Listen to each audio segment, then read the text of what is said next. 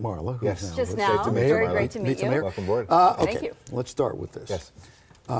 You come to this office not as an outsider. You're in city council 10 years. You theoretically knew where all the bodies were buried, but nobody ever knows that. Found a few extra. All right, so you segue into this office. Now this is all under you. Yep. What surprised you? Really, did anything throw you? Were there things that you just didn't anticipate? I think the depth of some of the problems surprised me, that the culture of our city government needs to change so radically in so many places. Getting into the Department of Water and Power and realizing just how many decades of neglect have been there, how leaderless we've been in certain departments. At the same time, there's amazing good news stories. I talk to city employees every week. I'll pick up the phone and thank the guy who had a $40 air conditioning fix that saved us $1,000 and did it in 10 places and asked forgiveness instead of permission. So we've got great entrepreneurial employees, but they haven't really been unleashed to be creative, to be innovative. And as their CEO, I'm trying to make sure they know I've got their back. I want them to do what the private sector Well, has let me done. take it back. You Better. said those three letters. Yeah, the DWP. DWP. Are you at war with the DWP? Are you at war with Brian DRC? What is going on with this? No, a war is no way to solve the problems. I'm tough. I'm going to make sure we see this through, but we've got a great new head of the DWP I just nominated, first woman to run it. She's a third-generation DWPer. She's run other utilities. Her grandfather's retirement papers were signed by William Mulholland. She loves the DWP, but she wants to reform it just like me. Make sure we know where our money's going, control the costs, make sure it's sustainable and we have a green utility. Those are the things that I'm determined to do. The leader now of the board is Mel Levine. He used to be a congressman in this area. He's terrific, and we know it's going to be a 2-3 year reform process. There's so many different aspects, but I'm not at war with anybody. I hope Brian Darcy, the union, the workers, everybody that are there have to be a part of the reform. If they're not, we'll leave them behind, but they have to be a part of moving this utility into the 21st century. We own this utility, nobody else. The ratepayers of LA, and they deserve a great utility. Are the ratepayers going to ever find out? Are we going to know what happened with the $40 million? They absolutely are going to. I mean, the controller is going in there. There's subpoenas.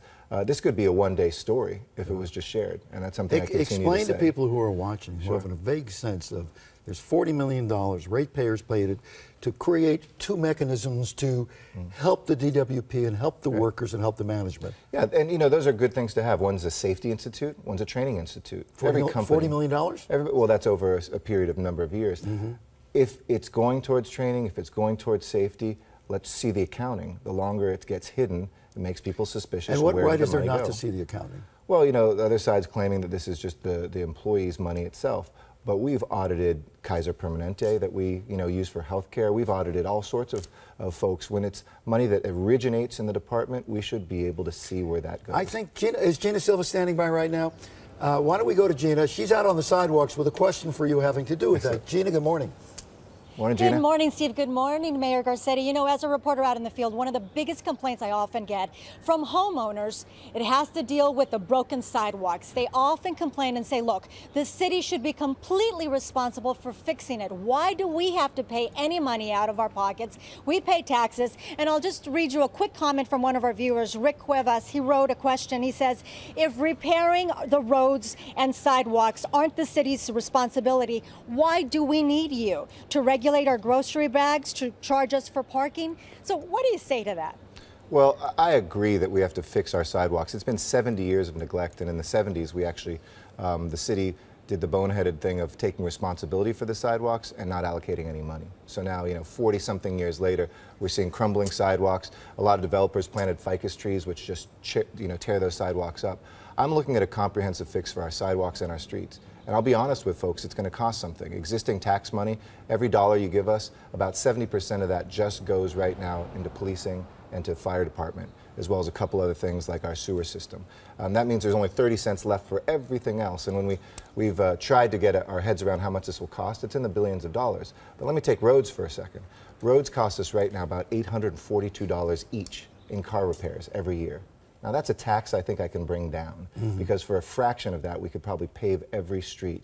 And we have enough streets to stretch from here to Paris, a 4-lane highway. You say that. Mayor, the streets stink in this city. Absolutely. They stink. Absolutely. And every mayor comes along and says, I'm going to be mayor of pothole.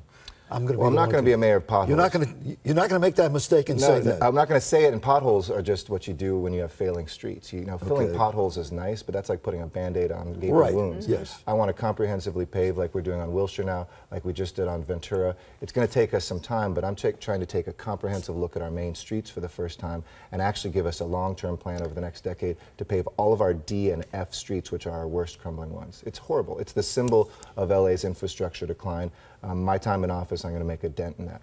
What about the LA Police Commission's change of how they investigate deadly force with LAPD? I think that's a smart way forward. It's a policy change that I certainly agree. I mean, you have to look at both intent and what happens afterwards. And I want our cops to be, well protected, but accountable too. That's part of the reason my police commission has started putting cameras on some of the cops on their lapels. The officers like them because they say, look, I'll show you what the record was. I behaved right. The community wants them because they could say, well, this is a record of any officers who don't behave right, and it gives everybody greater accountability. Steve Soboroff, my commission president's done a great job. We raised that money privately in tough times, and they're going to go right on the officers. A question about the LA School District, and again, there's always an odd relationship between mayor and the school district. You have a bully pulpit. You have some influence. You don't have power, though. Am I correct? Is that a good way to put it? Zero power. It's a completely different government. Right, but you have the power of the office. Correct. Okay. The issue over iPads. Yeah. See, people can grasp issues like this. Yes. Have we been spending outrageous money for something that will be outdated in a few years? I think that the bungling of how they were rolled out shouldn't prevent us from continuing to put technology in the classroom. So, the school district made some mistakes, the software they put on, but spending money on iPads or tablets, good idea. I don't want our even when the kids, school's in disarray and crumbling and absolutely. For kids, repair? Kids that don't have that will be left behind by the economy that's here. We have Silicon Beach right around this studio right now. You can graduate from high school without a college degree if you know computer programming, $70,000 a year. It's like the new shop class that used to take you into an aerospace job for the middle class. Today, I want to bring computer programming in. I want to make sure these schools have tablets. I want to make sure I had 10 kids from Crenshaw and Dorsey High who marched with me in the MLK Day parade this year. They did 34 apps that they designed last summer for smartphones.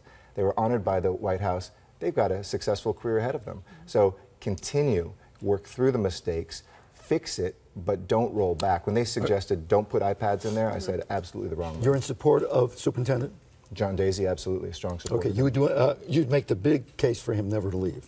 I would, not never, but not to leave. And I helped make sure he would stay. And we don't agree on everything. I want to make sure teachers are part of the conversation. Again, in a way, they've been shut out, but he's been a good reformer. I got to ask you a personal question here. You're both a button-down guy, and you're not a button-down guy. And when you were running for office, one of the questions you got all the time was, what are you, right? Who are you? Right. Because you're a mix of this and that and this and that. Are those questions still being asked of you? No, I'm a typical Angelino. I'm very comfortable with who I am. That I have an Italian last name and I'm half Mexican and half Jewish. That's just the accident of birth. And I grew up on weekends eating chorizo and bagels together. In fact, I know there's some bagels waiting for me when I finish this interview. The chorizo went fast. Where's the chorizo? I'm going to say the chorizo. But no, I love embodying this town, which is the most diverse, exciting city in the face of the earth. But we have to put this embarrassment of riches we have. I'm not a mayor of a town that's 10 below zero, that doesn't have a beautiful coastline, an airport, a port. I'm the mayor of LA, but it's time for us to put those ingredients together. Okay. One last before you go.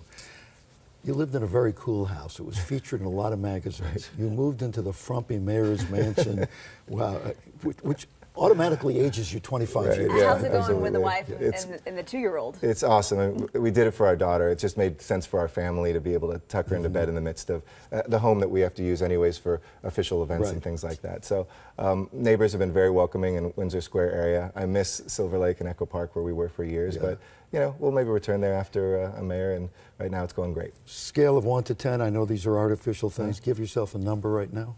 I love this job. It's a 10 job. I think we're doing probably a 7 right now, and I'm a 9 to 10 kind of guy, so I want to keep pushing hard. All right, you come back often? Absolutely. All right, when things are going bad? I told you, even when it's bad. Good. We'll have some chorizo next time. I'm happy to head on over for dinner. Thanks, guys. Nice to meet you. Great to meet you, too. Mayor Garcetti. Take care, guys. All right, by the way, what do you think of this Comcast Time Warner do? Fewer and fewer choices. Yeah. If they speed up my internet speed, I don't care. What do you think big of it? if. Rather And than charging I more? like that Comcast is now a place that's invested in LA, NBC Universal. Okay. So if they could do something good for LA, I've talked to them, invest in LA, more productions here, bring some production back That's to the LA. next thing we're going to talk about when you come back. How Okay. we're doing it. Thank you. Good. Thank you. Thanks, Eric guys. Garcetti, Thanks for being thank you here. very much.